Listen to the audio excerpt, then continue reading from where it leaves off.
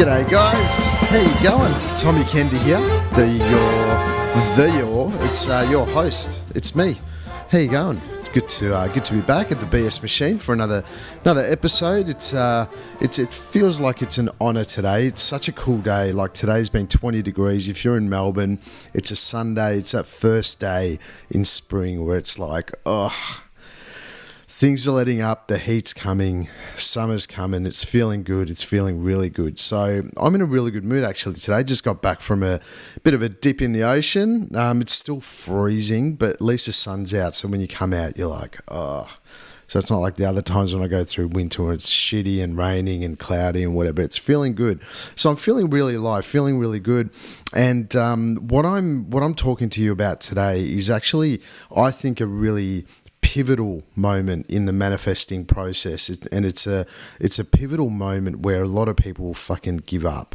And I think it's really, really important that you don't, because so many people give up in that moment where everything is about to happen.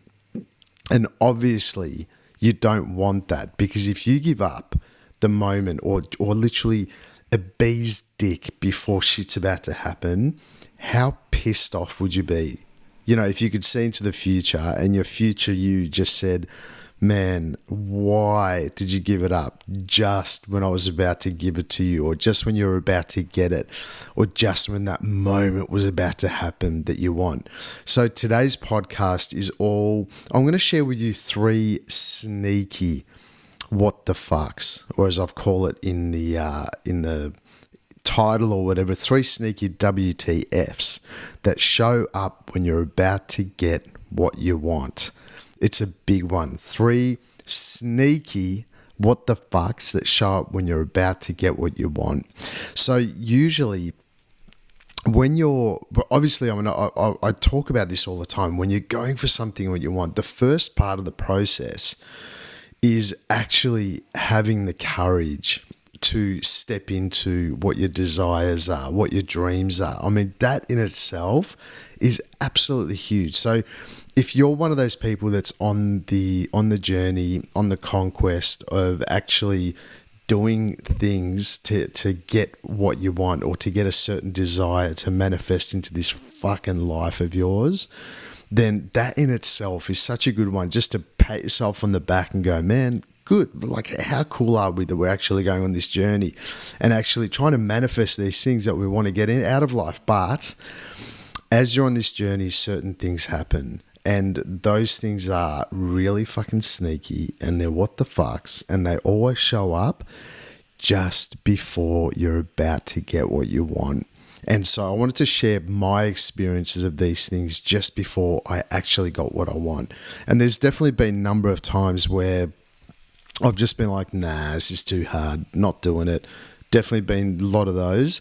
But there's also been a lot where things have popped in, and it's because I didn't give up at that last moment. And the other thing, which I should add on here, which might be number 4, is that when your desires or your dreams or your heart's things or whatever the fuck you want pops into your life, like I've found, it always comes out of nowhere in a really synchronistic, weird way, where you get this phone call and it's like, where did that come from? You meet this person and there's this connection, there's so many different variations. But let's get into it. So 3 sneaky WTFs that show up when you're about to get what you want. The first one is that it looks like, and I'm going to say the word looks like, everything is going to shit. That's not all. It not only looks like that everything around your dreams and whatnot is going to shit, but what happens is that other mundane things seem to get in the way.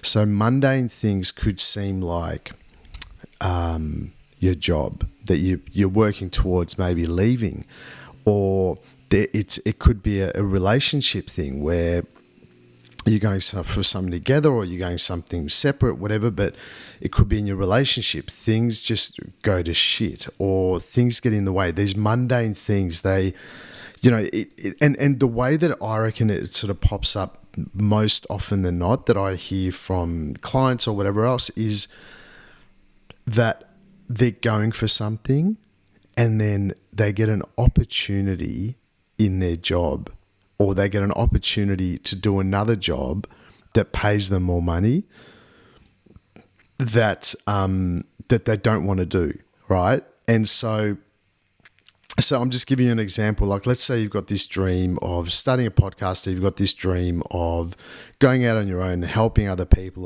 or starting an art thing, or whatever it is, starting a school, starting a community, whatever it is. Most of us that are on this journey are wanting to bring people together. So I applaud you for that. But then usually what happens is just before you're about to get it, you get another opportunity that pops in that means, hey, you know that job that you're doing at the moment that you fucking hate and that you really want to get out of? How about I pay you a little bit more money? Well, not a little bit more money, a lot more money to really test you. Like, that is courage, man, to be able to walk away from something like that. So it's like these mundane things. It's like, it looks like everything's going to shit with your dream, and then through that, things get in the way. The mundane things get in the way, where it's like a new opportunity, shining little opportunity. It's like, hey, how you going? That little shiny opportunity just staring at you in the face. But problem is, the shining opportunity is really covered in shit because it's not actually what you want. So then, do you go for it? Do you not go for it? Do you go for it? Do you not go for it? And the question is, it's a big one, isn't it? Because you're like going, man, if this opportunity rolls in and I go for it, then I feel safe again. But if I go for my dream, then that's not really that safe. So which way do I really want to go? And it's a scary it's a scary situation to be in. But ultimately, what it comes back to is, what do you feel? Where does your heart want to go? Right? And you have to listen in those moments. You have to listen to your heart. And that's always the way. Just always ask, where does my heart want to go? And you'll get the answer straight away. Might be a scary ass fucking answer, but you've got to go for it, don't you?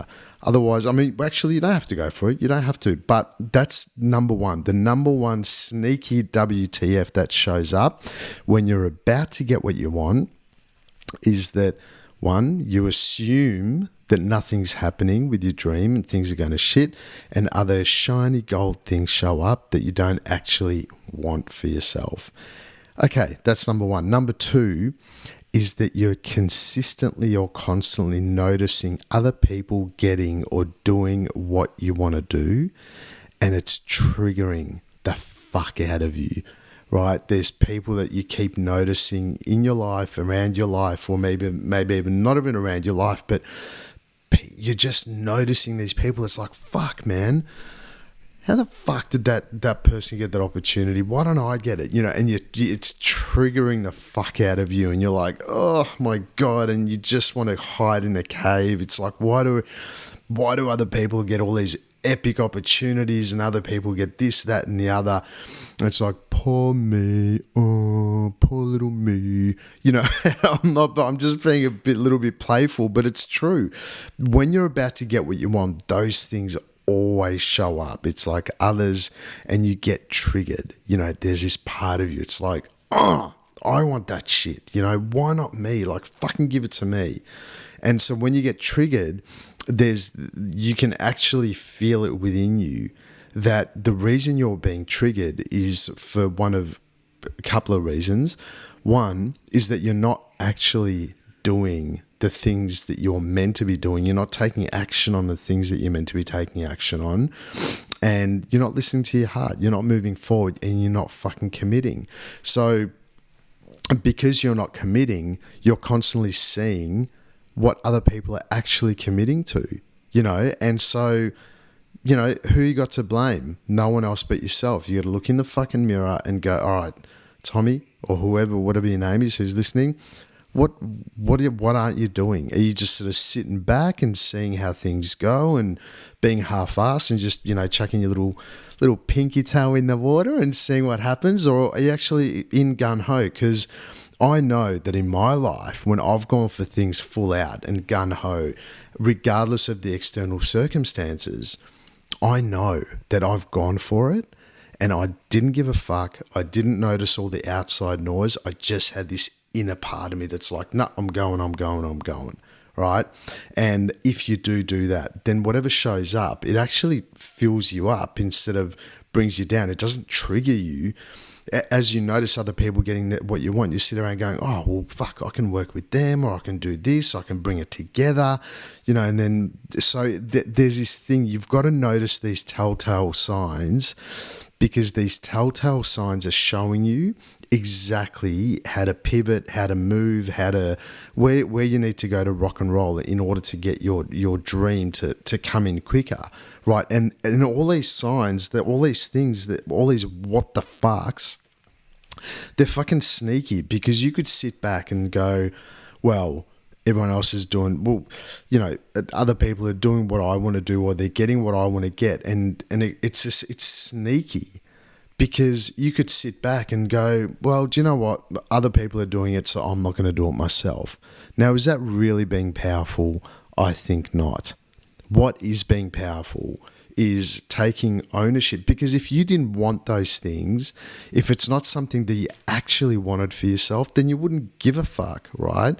Like if you saw a guy that's pouring concrete, like I'm just using an example, I'm not saying concreters are bad or whatever, they're not. I love concreters.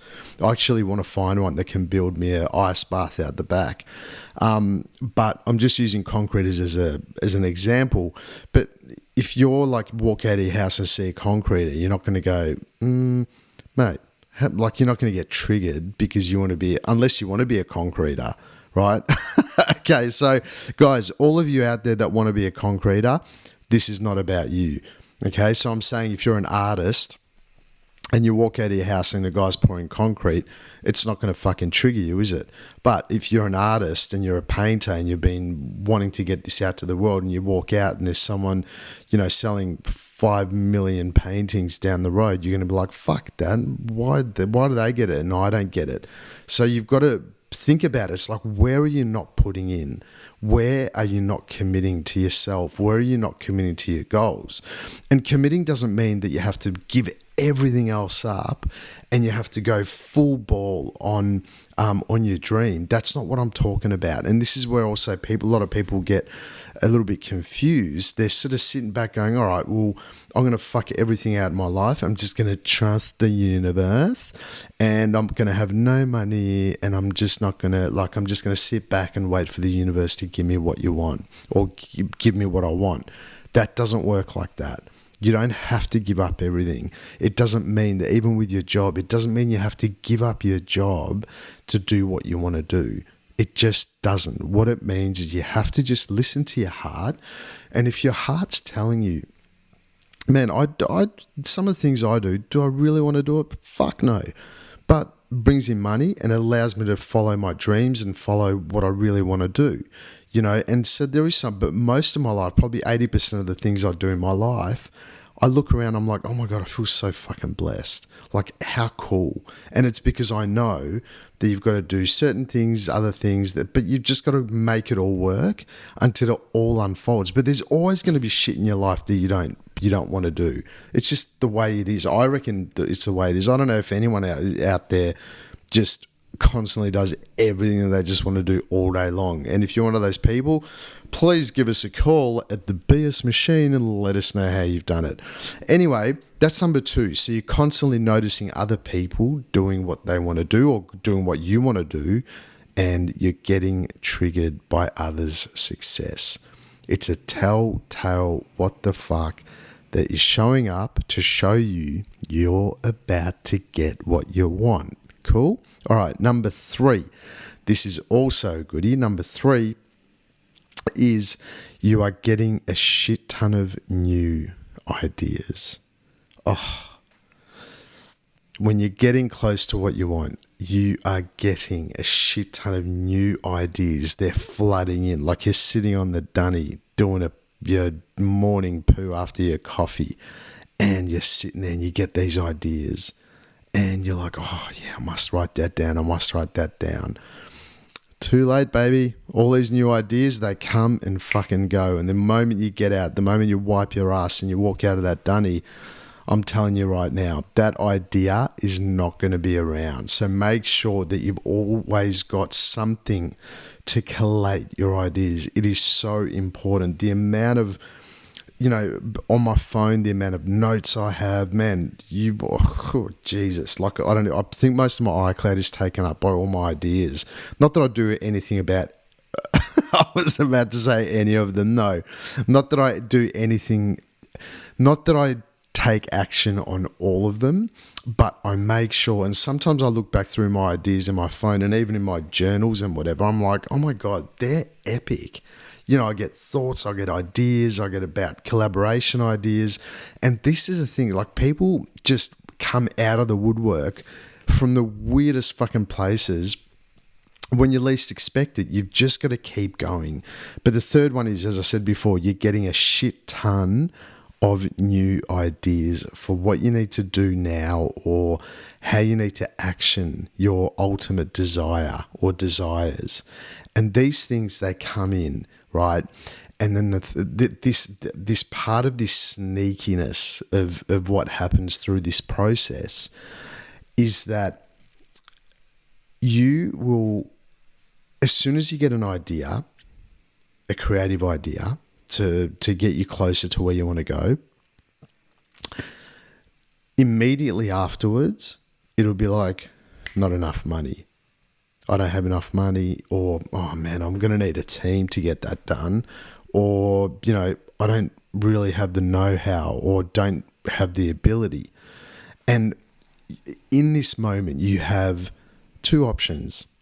Listen to that part that goes, there's not enough money, there's not enough this, there's not enough that. Maybe it's true, but not in your world. What else could be true is that those things, you don't know if you have enough money or not, because you haven't even fucking looked into it. So these ideas, all these ideas that you're getting, they're moving you closer. It's like a train that's starting to move. The wheels are starting to move. You're starting to get speed. You're starting to get there, and you're getting ideas how to even pick up the speed and move closer to it. But you have to collate these ideas. Don't just let them go. Don't let them just be like, oh, wow, that's a great idea, and then wipe your ass and go do whatever you need to do.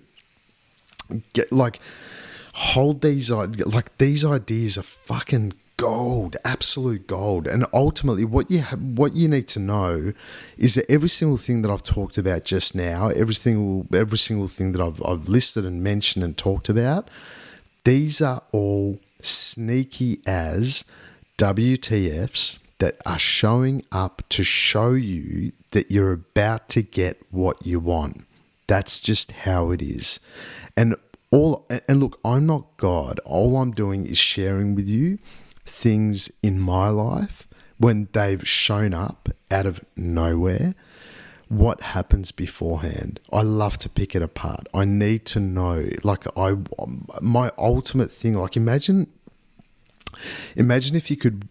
And there's a structure to manifesting. There's a structure to creating. There's a structure to, being a powerful fucking manifester and creative genius. There's an actual structure with all these, but I love picking it apart. It's like something really big came in for me this week, and I'm like, oh, okay, cool. How did I do that? What did I do? Did I do this? And how did I, in that moment, what did I do? It's like, oh my God, that's all right. And every single time, it always comes synchronistically. It always comes in a weird ass fashion from a weird ass place. But always beforehand, it looks like, well, in my case, it always looks like everything's about to go to shit in terms of that idea. In terms of, you get these shiny little things that show up, these mundane things where you're like, I don't even know if I want to do that, and then yeah, it's just fucking cool. So okay, let me list those three things again, just as a reminder. Yeah. So one, I'm talking about the three sneaky WTFs. It looks like everything is going to shit, and other mundane things seem to be getting in the way. A job, a new opportunity, or the same job with more money, and it's something sort of mundane where that's, you know, what you've already been doing. Number two, you're constantly noticing other people doing what you want or getting what you want to do, and you're getting triggered as fuck about it. That's a fucking such a good sign, because it's showing you where you need to go. It's showing you all of it, and so exciting. So if that, especially that one, if that's happening with you, whoo, baby, please, if you ever see me, not ever, but if you see me this week or whatever, give us a high five. Because if you're getting triggered by others and you're getting jealous, oh, you're so close. It's so good.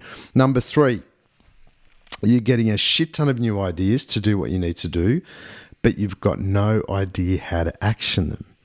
Not enough money, you need a team, don't have the know-how, don't have the ability. That's just what you're assuming. When you go into your heart and you go for it, man. Whoo. Anyway, I'm really glad I shared those three things, because I really wanted to get that off my chest, and I'm glad that you joined me for that. So anyway, guys, thank you for listening to the BS Machine. Quick one today, 20 minutes, 21 minutes.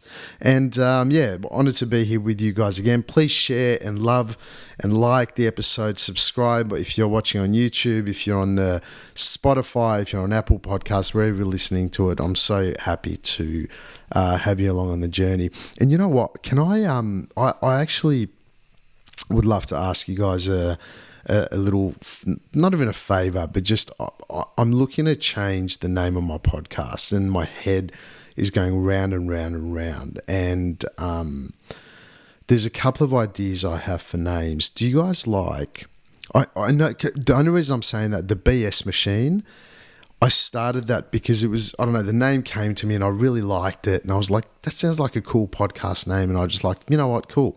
Let's use it for my podcast. So I called it the BS Machine, but it was ultimately going to be about calling BS on certain things, but I don't really call BS.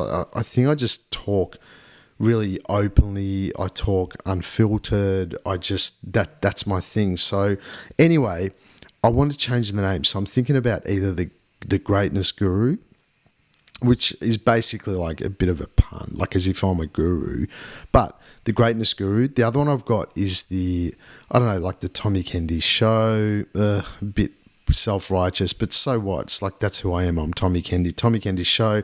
I was going to call it the Tommy Kendi Experience, but then I'm like, nah, Tommy Kendi Experience is like the Joe Rogan Experience. So I'm like, I mean, I know there's always going to be stuff, but then, I don't know, something. And then this other thing I had is unfiltered, something to do with unfiltered. So the Unfiltered Podcast, or Tommy Kendi Unfiltered. Oh, so many ideas. Anyway, I just thought if I'd put it out there, a few of you might give me a little bumpity bump and give me a couple of ideas or what you think. So I've got the Greatness Guru. If you love the name BS Machine, great. Maybe I'll keep it. I don't think I will, but who knows? Tommy Kendi Unfiltered, or if you've got any other ideas around the podcast name, please let me know, because you've obviously been listening for a while. You get my vibe, you get my energy, you get my drift. So if there's any other ideas out there that you have for me, please send them through, because I would love to hear them and see them. All right, guys, thank you so much for listening, caring, sharing, and thanks for all the high fives when I see you guys. You know what? Just a quick one. I was getting filling up with juice earlier this morning, and this guy parked next to me. He's like, "Oh, you Tommy?" I'm like, "Yeah." He's like, "Mate, fucking love you. My wife loves you, blah, blah, blah, blah. Can I get a photo?" I'm like, "Yeah, mate, here you go. Fucking, how you going?" That was cool. I love it. How cool is it, eh? It's a good little reminder. Anyway, I'll see you later. Catch ya.